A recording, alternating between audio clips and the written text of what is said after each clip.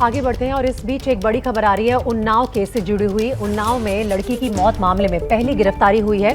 Police ने आरोपी संदीप राजपूत को गिरफ्तार कर लिया है।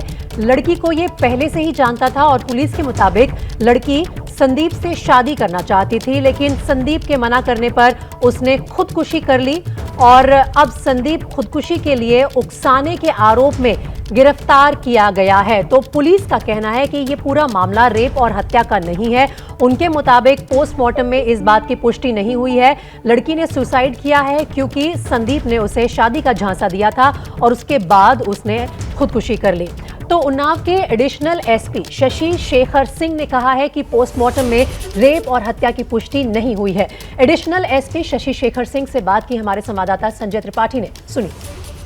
उन्नाव के एडिशनल एसपी शशि शेखर सिंह इस वक्त मेरे साथ मौजूद हैं। सर, जो न्यू जीवन अस्पताल का घटनाक्रम है उसमें पोस्टमार्टम रिपोर्ट में क्या है?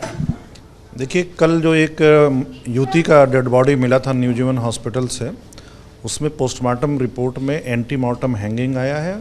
शरीर पर किसी प्रकार का कोई और इंजरी नहीं है। किसी प्रकार से रेप के आरोपों की पुष्टि नहीं हुई है।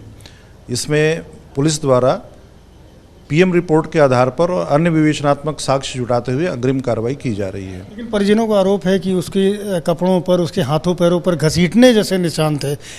उसको जो आरोप है परिजनों का, उनका ये कहना है कि उसको घसीट कर ला करके और तब उसको फांसी पर लटकाया गया।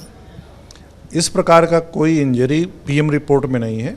पीएम रिपोर्ट में जो लिखा गया है उसी के आधार पर और अन्य साक्ष्यों के आधार पर हम आगे कार्रवाई करेंगे। क्या अभी तक की जांच में ये स्पष्ट हुआ है कि आखिरकार क्यों उस युवती को बाध्य होना पड़ा? जैसा कि आप बता रहे हैं पोस्टमार्टम रिपोर्ट में खुद फांसी लगाने की बात आई है, तो वो परिस्थितियां क्या थी? इस युवती का एक अपने पहले के जहाँ पे नौकरी करती थी वहाँ के ड्राइवर से प्रेम प्रसंग था और ये उससे शादी करना चाहती थी, लेकिन वो युवक तैयार नहीं था और इसी के चलते दोनों में अनबन थी और इसी तनाव के अंतर्गत आकर के ऐसा प्रतीत होता है कि उसने ये कदम उठाया है। लेकिन जैसे अमूमन फांसी की घटनाओं में देखा जाता है कि कोई पंखे से या किसी अन्य जगह पर, घर पर या अपने ऑफिस में इस तरह के फांसी लगाने की घटनाएं सामने आती हैं। ये बड़ा अजीब सा केस देखने को आ रहा है जिसमें निर्माणाधीन बिल्डिंग के सरिया से जो बीम थी उससे फांसी लगा ली दुपट्टे से अपने। तो ये क्या माना जाए इसको लेकर के? ये तो उस स्थिति पे और उस जहाँ पर स्थान ये होता है क्राइम का, उसके ऊपर डिपेंड करता है।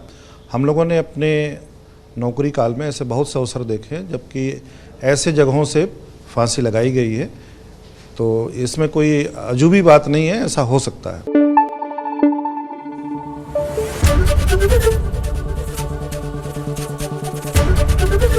एबीपी न्यूज़ आपको रखे आगे।